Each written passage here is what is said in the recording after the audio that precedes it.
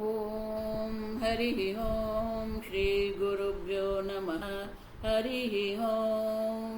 ओम भद्रं कर्णेभिः शृणुयाम देवाः, भद्रं पश्येमाक्षभिर्यजत्राः, स्थिरैरङ्गैः सुष्ठुगं तुष्टुवागुंसस्तनूभिः व्यशेम देवहितं यदायुः। स्वस्ति न इन्द्रो वृद्धश्रवाः, स्वस्ति नः पूषा विश्ववेदाः, स्वस्ति नस्तार्क्ष्यो अरिष्टनेमिः, स्वस्ति नो बृहस्पतिर्दधातु। ॐ शान्ति शान्ति शान्तिः।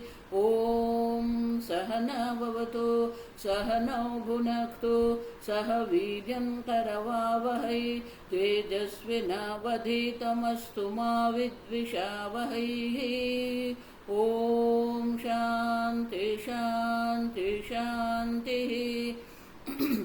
सदाशिवसमारम्भां शङ्कराचार्यमध्यमाम् अस्मदाचार्यपर्यन्तां वन्दे गुरुपरम्परां।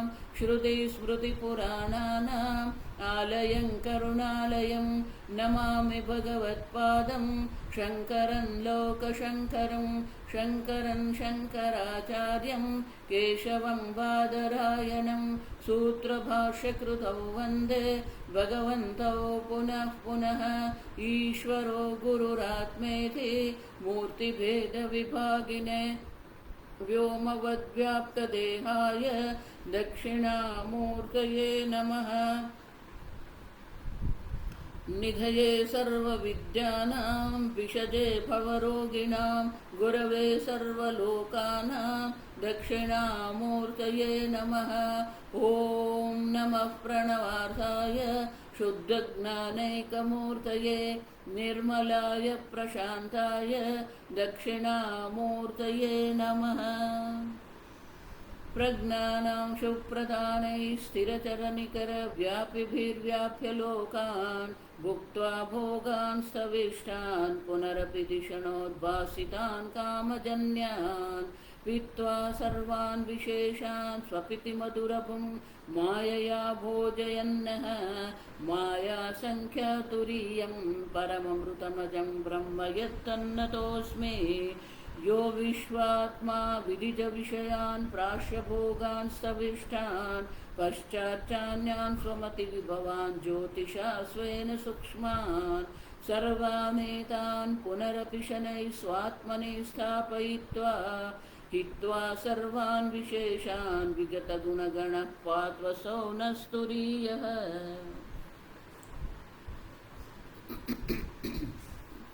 पाना नंबर 66 कारिका 17। प्रपंचो यदि विद्येत निवर्तेत न संशयः। मायामात्रमिदं द्वैतम् अद्वैतं परमार्थतः। प्रपंच निवृत्त्या तुरीय प्रतिबोधात् तद अद्वितीयत्वम् अविरुद्धमिति। मंत्र में जो प्रपंच उपशम शब्द जो है उनकी व्याख्या आप कर रहे हैं, तो आनंदगिरी महाराज कहते हैं कि ये शंका है। क्या शंका है? कि अगर प्रपंच की निवृत्ति, प्रपंच निवृत्त्या तुरीय प्रतिबोधात्, प्रपंच की निवृत्ति से तुरीय आत्मा का प्रतिबोध होता है, अगर आप ऐसा कह रहे हैं, आप समझो ठीक से, तो आपके सिद्धांत से विरुद्ध हो गया। क्यों? क्योंकि आप प्रपंच का उपशम कह रहे हैं, तो प्रपंच है, द्वैत है, आप द्वैत का स्वीकार कर रहे हो। आप द्वैत का स्वीकार करके आपके सिद्धांत से ही विरुद्ध हो गए। तो उनका अर्थ क्या होता? ही पूर्व प्रपंच निवृत्ते अनिवृत्त तस्य सत्वात् न अद्वैतम से सैद्धुम अर्हति। प्रपंच की निवृत्ति निवृत्ते है, निवृत्तस्य तस्य सत्वात् न अद्वैतम। क्योंकि प्रपंच की निवृत्ति से ही उनका अद्वैत है। आप देखो, अन्यथा ग्रहण जो है उनकी निवृत्ति कैसे होगी? प्रपंच की निवृत्ति से होगी। तो अद्वैत की आप बात कर रहे हैं, लेकिन आप सिद्ध जो कर रहे हैं वो तो द्वैत है। आप ही कह रहे हो प्रपंच। आप समझो, तो एक तुरीय आत्मा है, दूसरा प्रपंच है, इस प्रकार से आप तो दो कह रहे हो। आपने, और इसलिए हम कल देखा हमने कि शंकराचार्य जी ने भी क्या कहा, प्रपंच निवृत्त्य चेत प्रतिबुध्यते अनिवृत्ते प्रपंच कथम अद्वैतमिति। जब तक, देखो इसीलिए मैं कह रही हूं, ऐसा मत मानो कि ज्ञान के बाद अद्वैत है, पहले द्वैत है और फिर अद्वैत है, पहले जीव है और फिर वो ब्रह्म बनता है। नहीं, ये वेदांत नहीं है। जो पहले द्वैत का स्वीकार करने वाला है वो वेदांत नहीं है। भले हम शब्द प्रयोग कर रहे हैं प्रपंच उपशमः, भले हम कह रहे हैं कि प्रपंच की निवृत्ति से ही तुरीय का, अद्वैत तुरीय का बोध है, लेकिन उनका अर्थ ये नहीं हो गया कि हम प्रपंच को स्वीकारते हैं। जिस व्यक्ति को सर्प दिख रहा है, देखो आगे भी मैंने कहा है कि जिस व्यक्ति को सर्प दिख रहा है, सर्प बुद्धि जिसकी है, वो सर्प से भयभीत भी है। उनके मन में सर्प होने, उनके मन में सर्प सत्य है, वो सर्प को सत्य मान के भयभीत हो रहा है, उनके शरीर में कंपन हो रहा है, शरीर में पसीना छूट रहा है, आंख आकुड़ व्याकुड़ हो रही है। अब देखो, वो ठीक से बोल भी नहीं सकता है, इतना भयभीत हो गया है, उनके हृदय की धड़कन बढ़ गई है। अब देखो, तो सत्य सर्प को देख के जो भय के कारण जो भी चिन्ह हमारे अंदर व्यक्तित्व में, उपाधि में दिखते हैं, वो सब उनके अंदर दिख रहे हैं। लेकिन वो देखने से क्या सर्प सत्य हो गया? नहीं। जो देखने वाला जो सर्प बुद्धि करके बैठा है, तो जो अन्य है जिसको रस्सी दिख रही है, रज्जु दिख रहा है, वो क्या कहेगा? अब समझो ये वाक्य, नायम सर्पः इयं रज्जुः। अब देखो ये वाक्य, अरे भाई ये सर्प नहीं है, ये रस्सी है। अब देखो, वो सर्प नहीं है जो बोल रहा है, वो किसकी दृष्टि से बोल रहा है? अपनी दृष्टि से नहीं बोल रहा है। वो जिसको सर्प की प्रतीति हो रही है, उनको बोध करवाने के लिए वो कह रहा है वहां सर्प नहीं है। तो वो सर्प को स्वीकार रहा है क्या? नहीं। आप समझो, अज्ञानी की दृष्टि से उसको रज्जु का ज्ञान नहीं है, और रज्जु के अज्ञान के कारण वो सर्प की भ्रांति हो रही है। तो जिसको सर्प बुद्धि हुई है, उनकी दृष्टि से ये रस्सी देखने वाला जो है, वो क्या कहेगा? नायम सर्पः इयं रज्जुः। अब देखो, तो क्या उसने सर्प को सत्य मान लिया? क्या उन्होंने सर्प का अस्तित्व को स्वीकार कर लिया? नहीं। अब समझो, उसी प्रकार से अज्ञानी की दृष्टि से प्रपंच है, द्वैत है, तो अज्ञानी की दृष्टि को स्वीकार करके श्रुति माता कह रही है प्रपंच उपशमः। अब देखो, अज्ञानी की दृष्टि से श्रुति माता कह रही है कि ये प्रपंच नहीं है। जब तक प्रपंच है तब तक द्वैत रहेगा। ये किसकी दृष्टि से है? अब समझो, अज्ञानी की दृष्टि से है। तत्व ज्ञान की दृष्टि से अगर देखते हैं, शास्त्र की दृष्टि से देखते हैं, तो यहां जो है वो तो आगे हम देख के गए।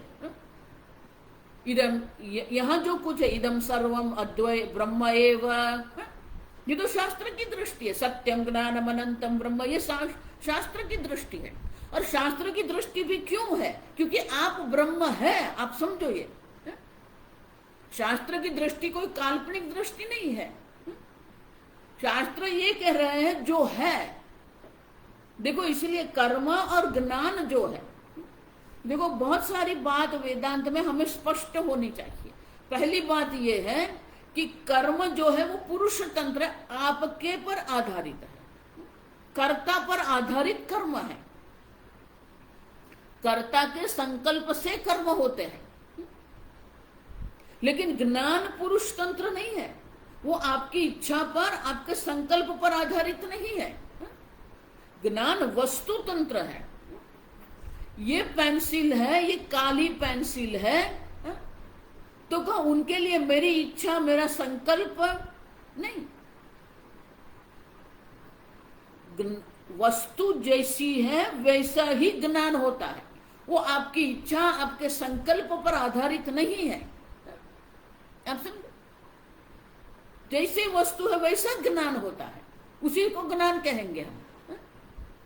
वस्तु तंत्र ज्ञान है। तो आप ब्रह्म है, ये ज्ञान है। आपको ब्रह्म बनाना नहीं है, जीव की निवृत्ति करनी नहीं है। इसीलिए जो बहुत सारे संप्रदाय कहते रहते हैं ना, जीव को ब्रह्म में लीन कर दो, उनकी टोन बदल जाता है तो लोग उसके पीछे पागल हो जाते हैं।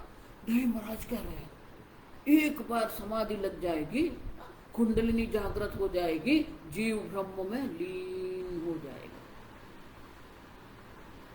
कौन जीव की बात आप कर रहे हैं? अब समझो, शास्त्र ये नहीं कह रहा है कि आप जीव है। शास्त्र ये नहीं कह रहा कि ये प्रपंच है। अज्ञानी की दृष्टि, आपकी दृष्टि से जगत है, आपकी दृष्टि से जीव है, भोक्ता है, संसारी है। आप अपने आप को जीव, भोक्ता, संसारी मान रहे हैं और इसलिए शास्त्र को कहना पड़ता है ये आप जीव नहीं है, आप ब्रह्म है। आपको ये जगत दिख रहा है, आप ये द्वैत जगत को सत्य मान रहे हो और उसी में सुखी दुखी होते रहे, तो हम देख के गए। अब समझो, मैं सुखी हूं, मैं दुखी हूं, मैं मूड हूं, मैं मोहित हूं, मैं शांत हूं। इसलिए शास्त्र को कहना पड़ता है आप नहीं है ये। नायम सर्पयम रज्जु। उसी प्रकार से शास्त्र कह रहे हैं कि आप ये नहीं है, आप एक अद्वितीय ब्रह्म मात्र है। इसीलिए भगवान गीता, देखो गीता का आरंभ भी कैसे होता है, अशोच्यानन्व शोचस्तु। अब देखो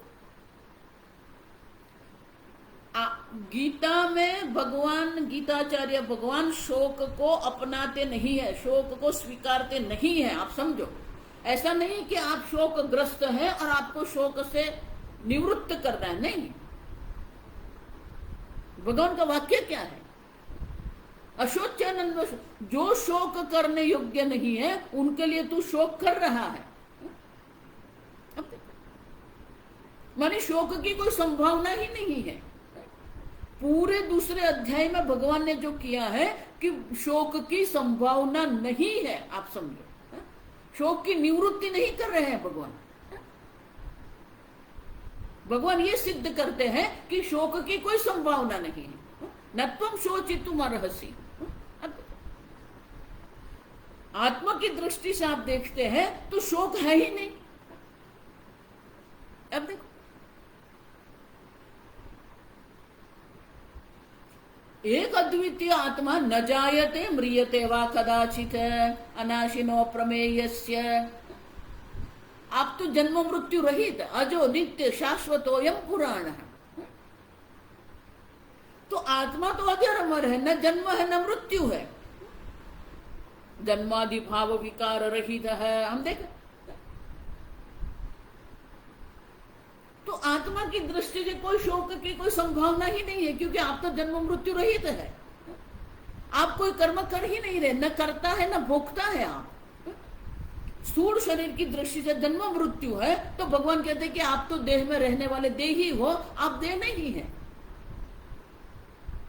मन की दृष्टि से कर्तृत्व भोक्तृत्व है। भगवान कहते हैं नायम हंति न हन्यते, ना आप करता है ना भोगता है।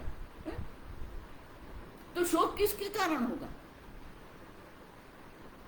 अब सब तत्व की दृष्टि से देखते हैं तो शोक की कोई संभावना नहीं है। लेकिन आप शोकग्रस्त है तो वो उनको स्वीकार करके भगवान को बोलना पड़ता है अशोच्यानन्व शोचस्त्वम। जो शोक करने योग्य नहीं है उनके लिए तू शोक कर रहा है। अब देखो,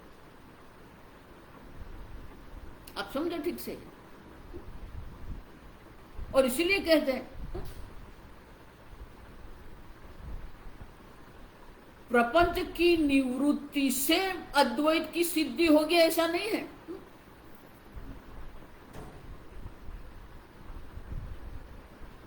हम ये नहीं कह रहे कि ये प्रपंच है और प्रपंच की आप निवृत्ति करो। आप समझे? और इसीलिए श्लोक में क्या कहते हैं, तो भाष्यकार उनका उत्तर देते हैं। भाष्य पढ़ेंगे। उच्यते उच्यते सत्यमेवं स्यात् सत्यम एवं स्यात् प्रपंचः यदि विद्येत प्रपंचः यदि विद्येत रज्ज्वां सर्पः इव रज्ज्वां सर्पः इव कल्पितत्वात् कल्पितत्वात् न तु सः विद्यते न तु सः विद्यते। प्रपंचो यदि विद्येत, अगर प्रपंच है, आप समझ,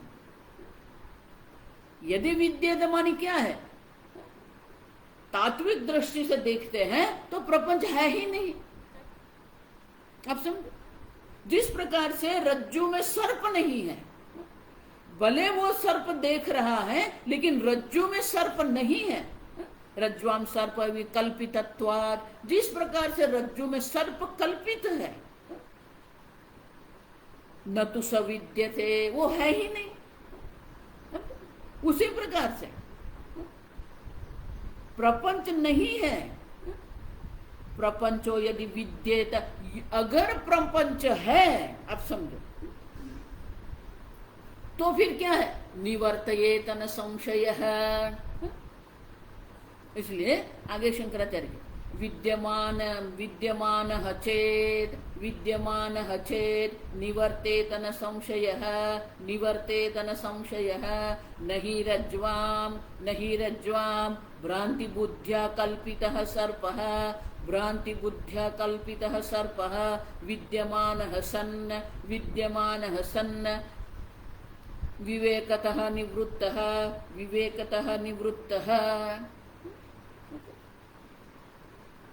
गौड़पादाचार्य जी कहते हैं अगर प्रपंच है तो अवश्य हम उनकी निवृत्ति करेंगे। अब देखो, निवर्तेत न संशय, उनमें कोई संशय नहीं है। अगर आप प्रपंच सिद्ध कर देते हैं तो फिर हम उनकी निवृत्ति करेंगे, लेकिन प्रपंच सिद्ध होता ही नहीं है। अब देखो, सदैव सौम्येदमग्र आसीत एकमेवा द्वितीयम, ये दृष्टि है। यहां जो कुछ है वो एक सद ब्रह्म मात्र है। सृष्टि के आरंभ में भी सब सद ब्रह्म था, अब भी वो सद ब्रह्म ही है। तो बोले ये देख रहा है, दिख रहा है, वो क्या है, अनुभव में आ रहा है, वो क्या है, वाचारंभणम विकारो नामधे। आपकी वाणी में ये नाम घट है, आपकी वाणी में नाम जगत है, आपकी वाणी में ये शरीर है।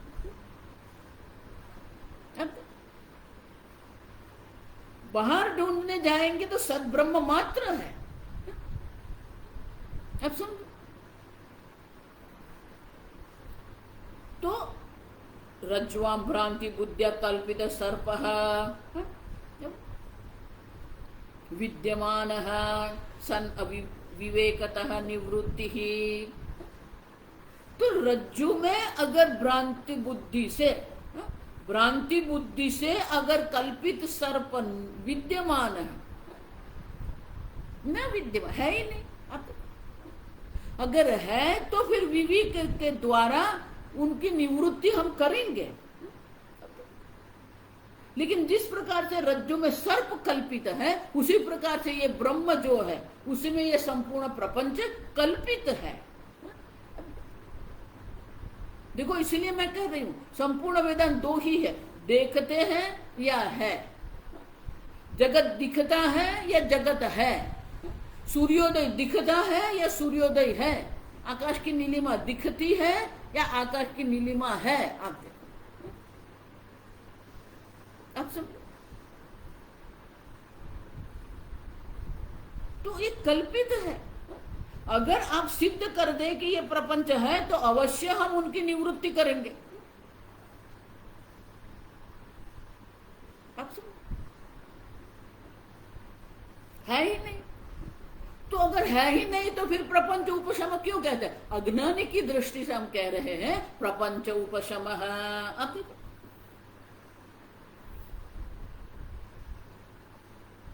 इसीलिए मैंने कल कहा कि दो प्रकार की निवृत्ति है। एक है और उनका निवृत्ति कर, लकड़ी है तो लकड़ी को हम अग्नि से जला कर राख कर देते हैं, ये निवृत्ति है। अब समझो, लेकिन जो है ही नहीं लेकिन दिख रहा है तो उनकी निवृत्ति करना में क्या है, उसको बाधित करना है हम। जो आप उनको सत्य मान के चल रहे हैं उनकी सत्यता की निवृत्ति हमें करनी है। मृग जल जो हमें दिख रहा है, तो जल जो हमें दिख रहा है उनको सत्य बुद्धि हम करते हैं, क्योंकि उसमें वृक्ष का प्रतिबिंब भी हमें दिख रहा है। समीप जाके जब हम देखते हैं तो हमें ज्ञान होता है कि ये तो सूखा रास्ता है। आप समझ, फिर अगर हम दूर जाएंगे तो पुनः हमें जल का दर्शन होता है, फिर वो हमारी बुद्धि में जल की सत्यता नहीं है, मृग जल है, समझ में आ रहा है। पहले हम उनको जल मान के, सत्य जल मान के हम वहां जाते हैं, फिर हम देखते हैं कि वहां नहीं है। फिर जब वो दिखेगा तो हम क्या कहेंगे, ये जल नहीं है, ये मृग जल है।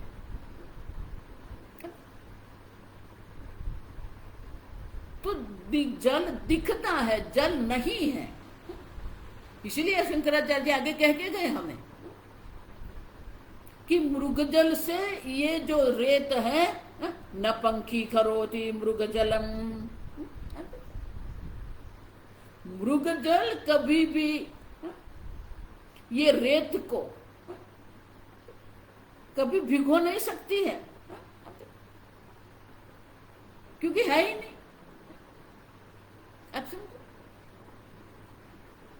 और इसीलिए कहते हैं कि ये दिख रहा है नहीं। प्रपंच उपशम करके हम प्रपंच की सत्यता को नहीं स्वीकारते हैं। अज्ञानी की दृष्टि से प्रपंच उपशम कहना पड़ता है। और इसलिए शंकराचार्य आगे कहते हैं, नैव माया नैव माया माया विना प्रयुक्ता माया विना प्रयुक्ता तद्दर्शिनाम तद्दर्शिनाम चक्षुः चक्षुः बंध अपगमे बंध अपगमे विद्यमाना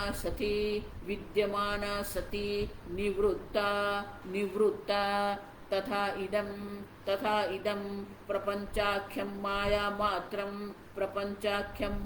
मात्रं द्वैतं रज्जुवत मायाविवत च अद्वैतं परमार्थतः तस्मान्न कश्चित् प्रपंचः प्रवृत्तः निवृत्तः वा अस्ति इति अभिप्रायः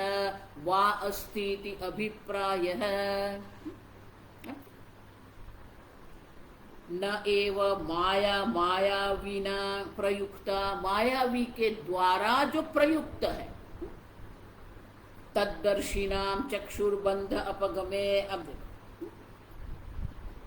विद्यमाना सती निवृत्ता। माया मानी जादू, मायावी मानी की जादूगर,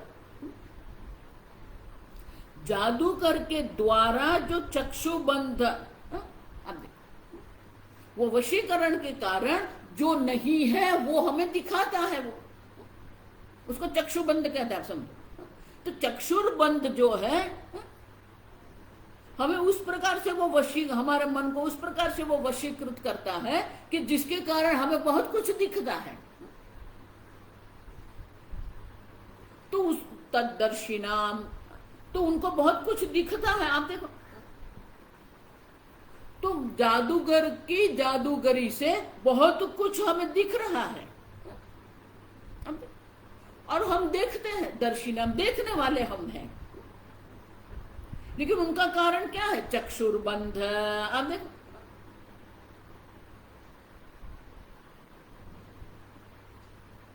तो ये चक्षुर्बंध माने कि दृष्टिबंध के कारण हमें ये सब दिख रहा है।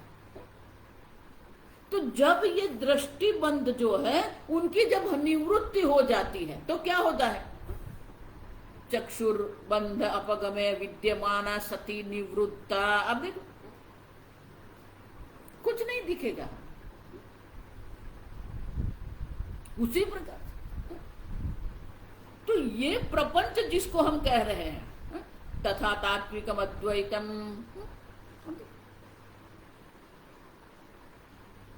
रज्जु में सर्प कल्पित है, उसी प्रकार से ये प्रपंच भी क्या है? यथा सर्प रज्ज्वाम कल्पितः वस्तुतः नास्ति। जिस प्रकार से रज्जु में जो सर्प है वो कल्पित है, वस्तुतः वहां सर्प नहीं है। तथा प्रपंच अपि कल्पितत्वात् नैव वस्तुतः विद्यते। और उसी प्रकार ये प्रपंच कल्पित है, दिख रहा है, सही में वहां नहीं है। आप समझो, यदि आत्मनि कारणाधीनः सन् प्रपंच विद्यते तथा कृतकस्य अनित्यत्व नियमात् तन्निवृत्ति अवश्य भाविनी। अगर सही में आत्मा में कारण भाव है, अब देखो, तो वो कारण है तो फिर ये द्वैत कार्य भी रहेगा। लेकिन आत्मा में कारण भाव ही नहीं है। देखो सीधा नियम है, कारण विकारी होता है और कार्य विनाशी होता है। जब तक कारण में थोड़ा कुछ भी परिवर्तन नहीं आएगा तब तक कार्य की उत्पत्ति नहीं होती है। अब देख, मृद और घटे का जो हम मिट्टी और घड़े का जो हम दृष्टांत देते हैं उसमें भी क्या है? भले हम कहते हैं कि मिट्टी निर्विकारी है, लेकिन मिट्टी में भी परिवर्तन है। आप समझो, पहले पिंडाकार वृत्ति मिट्टी थी, अब वो घटाकार मिट्टी है, उतना परिवर्तन है। आप समझो ठीक से। लेकिन हम देख के गए आत्मा तो निर्विकारी है, किसी भी प्रकार का विकार आत्मा में संभव नहीं है। अब जब ब्रह्म जो है वो निर्विकारी चैतन्य स्वरूप ब्रह्म है, तो निर्विकारी चैतन्य स्वरूप ब्रह्म में उत्पत्ति की कोई सामग्री है ही नहीं। माया के कारण ये सब हमें दिख रहा है।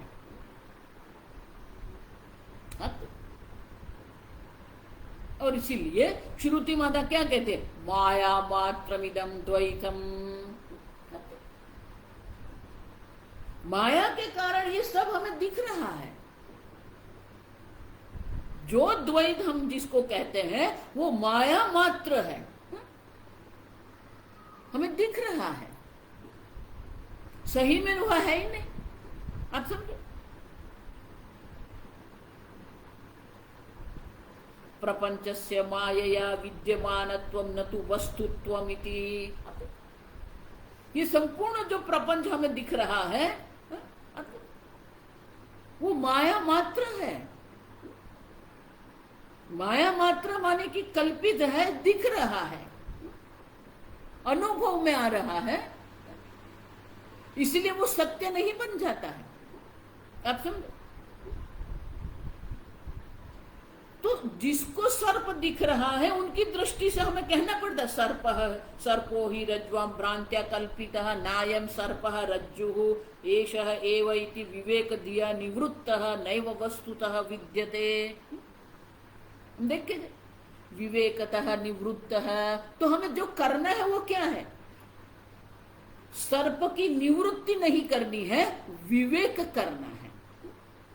आप समझो, जो जो हमने अपने आप पर अध्यारोप करके रखा है वो अध्यारोप की हम निवृत्ति कर रहे हैं। और वो निवृत्ति के लिए क्या करना पड़ेगा? विवेक करना पड़ेगा। विवेक धिया निवृत्तः नैव वस्तुतः विद्यते। विवेक के कारण जिसकी निवृत्ति होती है तो वो प्रतीति काल में भी उनका अस्तित्व नहीं होता है। अब समझो, और इसीलिए ये जगत आपको सत्य दिख रहा है, ये जगत का अनुभव हो रहा है, ये प्रपंच का अनुभव हो रहा है। लेकिन तात्विक दृष्टि से देखते हैं तो है ही नहीं। देखो, इसलिए भगवान का जो वाक्य है ना, लोग भगवान के वाक्यों को बहुत हल्के से लेते हैं। अब समझो, भगवान क्या कहते हैं? सतः अभावः न विद्यते। ये सत ब्रह्म जो है, जो आप है, जो आत्मा है, उनका अभाव कभी भी नहीं होता है। अब जब उनका अभाव ही नहीं होता है तो उनकी मृत्यु की संभावना कहां पर है? आत्मा में मृत्यु कल्पित है। असतः भावः न विद्यते। और जो असत है, जो विकारी जगत जो है, भावः न, उनका अस्तित्व है ही नहीं। अर्जुन, भगवान पहले से ही कह देते ये, असतः भावः न विद्यते। अब अर्जुन को वो समझ में नहीं आया, इसलिए 18वां अध्याय तक भगवान चलते रहे। तो भगवान का ये प्रपंच को सत्य सिद्ध करके बोल रहे हैं? नहीं, वो तो आगे ही कह के गया, असतः भावः न विद्यते। अर्जुन, ये असत जो है, जो विकारी जगत है, उनका अस्तित्व नहीं है।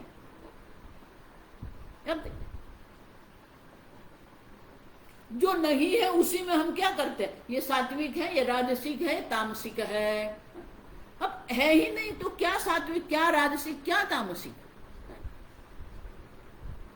है ही नहीं तो किसकी निवृत्ति आपको करनी है? और इसीलिए दूसरी पंक्ति में गौड़पादाचार्य जी कहते हैं, माया मात्रमिदं सर्वम। माया मात्र है। माया मात्र माने कल्पित मात्र है। आप समझो, तो उनका अर्थ क्या हुआ? कल हमने देखा कि सही में निवृत्ति नहीं, भौतिक रूप से ये शरीर आदि प्रपंच की निवृत्ति नहीं करनी है हमें।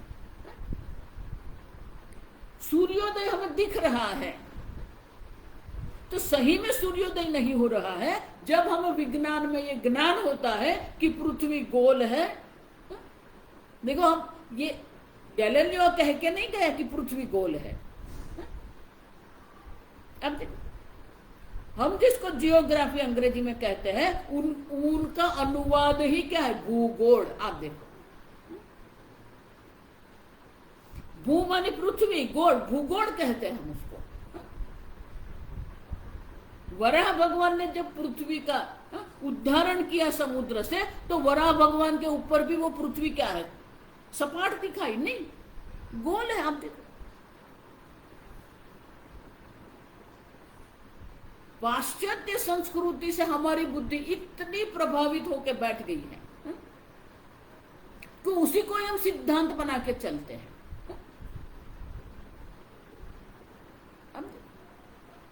तो पृथ्वी गोल है और वो घूम रही है अपने धरी पर, वो भी हम जानते थे। और उनके कारण हमें सूर्योदय सूर्यास्त की अनुभूति हो रही है। तो पृथ्वी पर जो मनुष्य है, उनकी दृष्टि से सूर्योदय सूर्यास्त है। आप समझ रहे?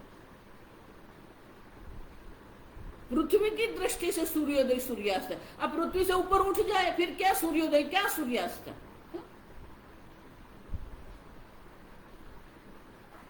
तो सूर्योदय है ही नहीं। आप समझो, माने कि सूर्योदय देखते हुए भी, सूर्योदय का अनुभव करते हुए भी हम कहते हैं सूर्योदय नहीं होता है। उसको शास्त्र में बाधित ऐसा कहते हैं। और आनंद गिरी महाराज कहते हैं, बाधितस्य कालत्रयेपि सत्व अभावात्। कालत्रयेपि सत्व अभावात्, तीनों काल में ये प्रपंच का अस्तित्व है ही नहीं। क्यों? बाधित है ये। भौतिक रूप से किसी की भी निवृत्ति नहीं करनी है ही नहीं। विवेक पूर्वक हमें ये सिद्ध करना है कि ये जगत है ही नहीं। आप समझे? मायावी जो हमें दिखाता है, तो जब उनकी प्रतीति हो रही है तब भी कोई चीज वहां पर है ही नहीं। हम आगे देख के गए, वो रज्जू बनाया, रज्जू को ऊपर फेंक दिया, वो रज्जू को ऊपर फेंक के वो ऊपर गया, कुछ भी नहीं। वो तो यहां ही है, रंगमंच पर ही वो तो खड़ा है वहां। मायावी कहीं पर भी नहीं गया है। लेकिन हमारे दृष्टिबंध के कारण हमें ऐसा सब दिख रहा है।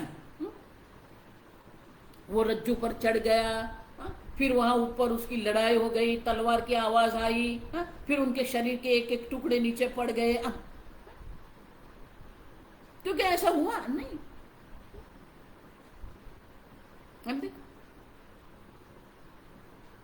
तो ये चक्षुबंध जो है, माया दर्शन अवताम चक्षुर्गतस्य यथार्थ दर्शन प्रतिबंधकस्य अपगमे सति समुत्पन्न सम्यक दर्शतः निवृत्ता सति नैव वस्तुतः विद्यमान।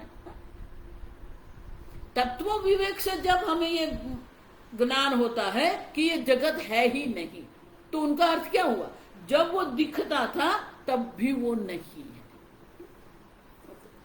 और इसीलिए गौड़पादाचार्य जी कहते हैं, प्रपंचो यदि विद्येत निवर्तेत न संशय। अगर ये प्रपंच सही में है तो हम अवश्य उनकी निवृत्ति कर लेंगे, उनमें कोई संशय नहीं। लेकिन है ही नहीं, किसकी निवृत्ति आपको करनी है? माया मात्रमिदं द्वैतम, ये द्वैत जो है वो माया मात्र है। आप समझो? तो जो सिद्ध होगा वो क्या है? अद्वैतम परमार्थतः है। पारमार्थिक दृष्टि से अगर आप देखते हैं तो एक अद्वितीय आत्मा मात्र है। तस्मात्, और इसके कारण शंकराचार्य जी यहाँ पर वो निश्चय करते, ये श्लोक का तात्पर्य क्या है, अभिप्राय क्या है? तस्मात् न कश्चित् प्रपंचः प्रवृत्तः निवृत्तः वा अस्ति इति अभिप्राय है। न तो प्रपंच था और उनकी निवृत्ति हुई है, ऐसा है ही नहीं। न प्रवृत्त न निवृत्त है। पहले प्रपंच था प्रवृत्त और अब उनकी निवृत्ति हो गई निवृत्त नहीं। इसलिए मैं कहती हूं बार बार कि न जायते म्रियते वा कदाचित, यहां महत्व का वो क्या है? कदाचित है। कभी भी काले त्रये भी, जब आप अपने बारे में जन्म मृत्यु वाले आप अपने को मान रहे हैं, तब भी आपका जन्म नहीं हुआ है। कदाचित न जायते, शरीर का जन्म हुआ है और शरीर का भी जन्म नहीं हुआ, क्योंकि प्रपंच है ही नहीं। अब किसके जन्म की बात कर रहे हैं? किसकी मृत्यु की बात कर रहे हैं?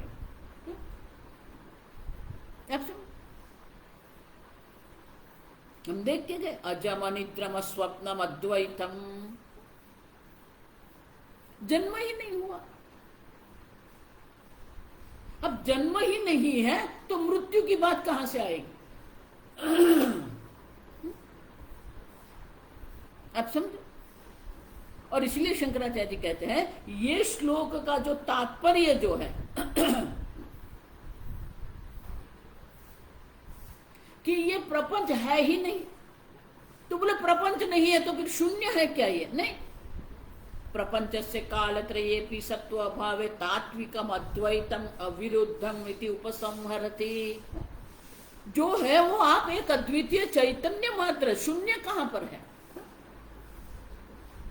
संपूर्ण जगत एक अद्वितीय ब्रह्म मात्र है। इसीलिए मंत्र का आरंभ भी कहां से होता है? आप देखो, जो श्रुति माता मंत्र कह रही है वो मंत्र है क्या? आप देखो, अब सर्वम ही एतद्गुम ब्रह्म एव। आप देखो, यहां जो कुछ है वो ब्रह्म मात्र है। आप देखो, ब्रह्म मात्र है, उनका अर्थ क्या हुआ? सर्वगुम ही एतद् ब्रह्म, अयम आत्मा ब्रह्म।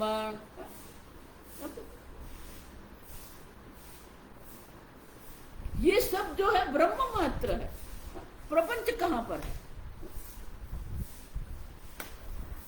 और इसलिए शंकराचार्य जी कहते हैं न तो प्रपंच की प्रवृत्त मानी उत्पत्ति हुई है, न प्रपंच का निवृत्त मानी कि उनका संहार हुआ है। जो है वो एक अद्वितीय ब्रह्म मात्र है। कालत्रये भी आप समझते, तीनों काल में यह प्रपंच नहीं है। जिस प्रकार से रज्जु में सर्प नहीं है, दिख रहा है, आप समझो। इसीलिए बहुत सारे महात्मा क्या कहते हैं, हा? वो उनका पतन हो गया, वो जीव बन गया। आप कभी जीव बने ही नहीं है, आपने मान लिया। देखो इसलिए हिंदी में कहावत है, हा? मानी मानी आयो बंधन में। मेरा जन्म हुआ, मेरी मृत्यु हो जाएगी, मेरा जन्म हुआ है, ये देह में हूं, ये सब मान के रखा है आपने। सही में कुछ भी नहीं है। न प्रपंच की उत्पत्ति है, न प्रपंच की निवृत्ति है। जो होता है उसकी निवृत्ति होती है, लेकिन है ही नहीं। सर्प अगर है तो उनकी निवृत्ति करना एक अलग प्रकार की प्रक्रिया होगी, लेकिन सर्प नहीं है और सर्प दिख रहा है तो उनकी निवृत्ति की प्रक्रिया अलग हो जाएगी। सर्प की निवृत्ति नहीं करनी है, सर्प बुद्धि की निवृत्ति करनी है। उसी प्रकार से प्रपंच की निवृत्ति नहीं करनी है, प्रपंच की सत्यता की निवृत्ति करनी है। एक बार वो सत्यता की निवृत्ति हो जाती है, वो संपूर्ण प्रपंच बाधित हो जाता है। संपूर्ण प्रपंच बाधित है, वो दिख रहा है, दिखने दो। जिस प्रकार से रेत में हमें मृगजल दिख रहा है तो उससे क्या वो गीला हो जाएगा? नहीं, रेत कभी गीली नहीं होती है क्योंकि है ही नहीं वहां पर। उसी प्रकार से ये प्रपंच दिख रहा है, दिखने दो, आपको क्या है उससे? माया मात्रम इदम द्वैतम अद्वैतम परमार्थतः। और इसीलिए गौड़पादाचार्य जी कहते हैं कि अगर आप प्रपंच है ऐसा सिद्ध करेंगे तो अवश्य हम उनकी निवृत्ति आपको कर देंगे, लेकिन वो सिद्ध नहीं होता है। संपूर्ण भगवत गीता में भगवान यही सिद्ध करते हैं कि ये प्रपंच सिद्ध नहीं होता है, संसार सिद्ध होता ही नहीं है।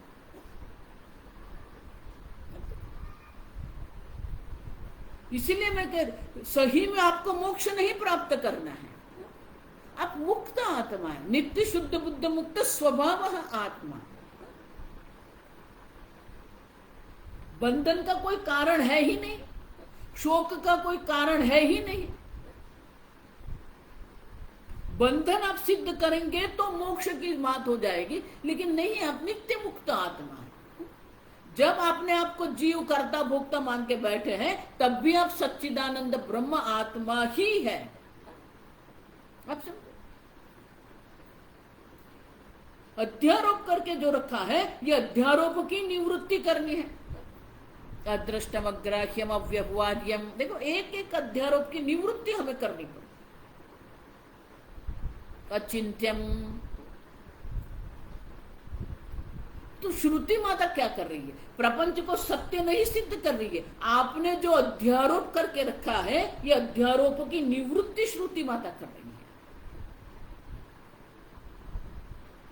और इसीलिए जो सिद्ध होता है वो तो क्या है? अद्वैतम परमार्थतः,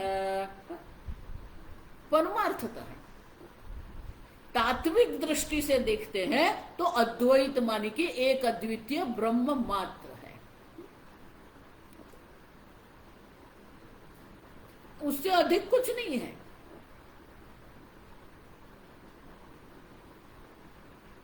जगत जो दिख रहा है भले दिखता है, हमें क्या है उससे? देह दिख रहा है, दिख रहा है, अनुभव हो रहा है। देखो इसलिए वेदांत एक है, द्वैतवादी कहते हैं कि जगत का अनुभव हो रहा है इसलिए वो सत्य है, हम कहते हैं कि उसका अनुभव हो रहा है इसलिए वो सत्य नहीं है। क्योंकि सत्य कभी भी किसी के अनुभव का विषय नहीं बनता है, क्योंकि सबको अनुभव करने वाला जो प्रमाता है वो आप है। सर्व प्रकार के अनुभव जिसको हम कहते हैं वो अनुभव करने वाले आप हैं। देखो इसीलिए ये जितने ध्यान वाले हैं ना वो बहुत सारे ध्यान के शिविर करते हैं। ध्यान के शिविर के अंत में अंतिम दिन पर क्या करते हैं, आपको क्या अनुभव हुआ, सब ये अनुभव के चक्कर में ही पड़े हैं।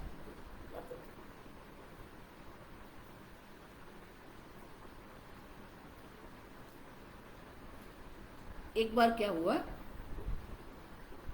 एक दादा अहमदाबाद में थे, अब नहीं हो, तो वेदांत पढ़ते थे, बहुत गंभीर रूप से वो वेदांत पढ़ते थे।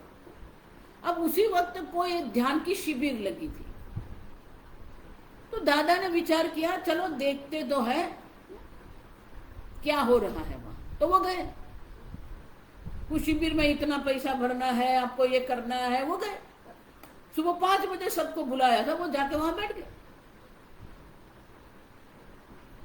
फिर वो ध्यान कराने लगे, जो कराने वाले थे।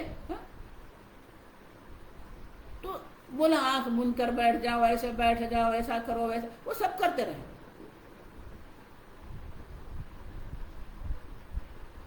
फिर वो इतने अनुभव की बात करने लगे, आप ये है, आप देखो, आप ये है, आपको ये अनुभव होगा।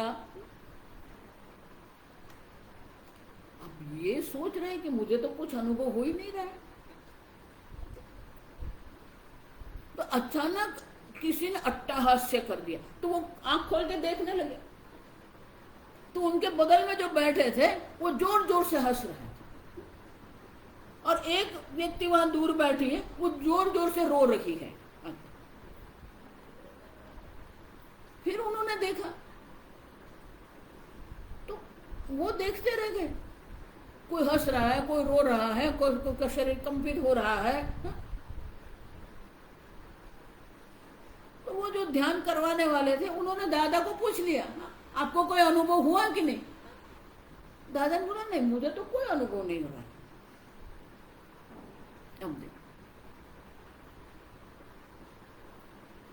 तो वो कह रहा है नहीं नहीं, आप ठीक से ध्यान नहीं कर रहे हो, आपकी एकाग्रता नहीं है, आपके मन में बहुत विक्षेप है, आपका मन तामसिक है, राजसिक है, इसलिए आपको ये सब नहीं हो रहा।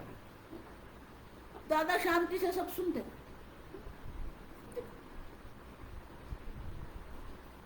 एक विशेष अनुभव ध्यान है क्या? किसी को लाल देख दिया, किसी को ये होता है। आप ध्यान के शिविर में जाएंगे ना, तो अंतिम दिन यही होता है, आपको क्या अनुभव हुआ।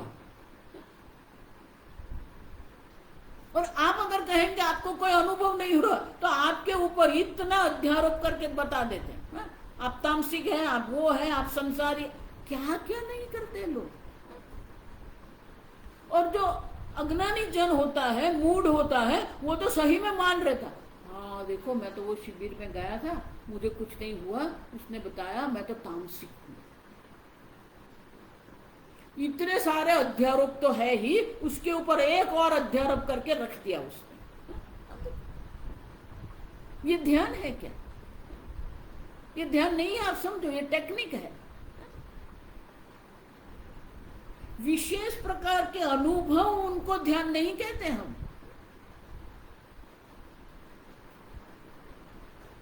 क्यों? क्योंकि है ही नहीं। किस अनुभव की आप बात कर रहे हो?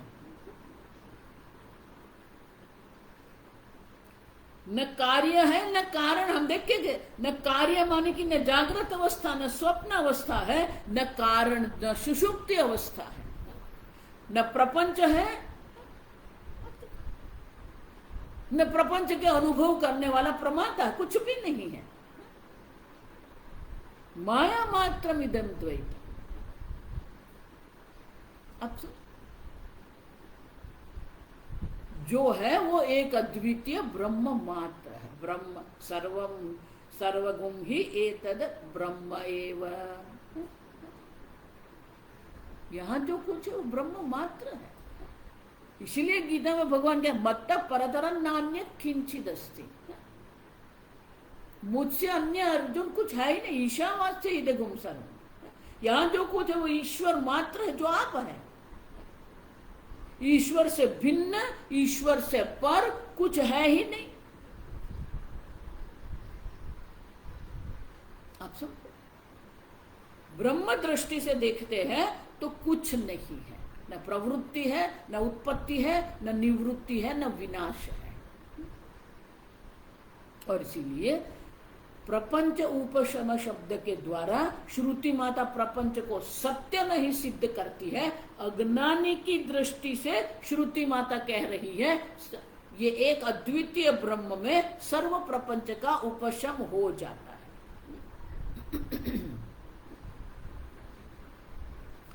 तो जब हम ये कहते हैं ना कि प्रपंच है ही नहीं, द्वैत है ही नहीं है? तो वो पूर्व पक्षी तैयार ही बैठा है एक और आशंका प्रकट करने के। हम वो कल देखेंगे।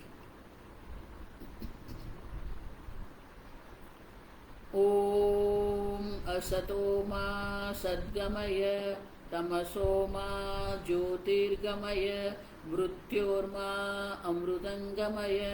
ओम पूर्णमदः पूर्णमिदं पूर्णात् पूर्णमुदच्यते पूर्णस्य पूर्णमादाय पूर्णमेवावशिष्यते।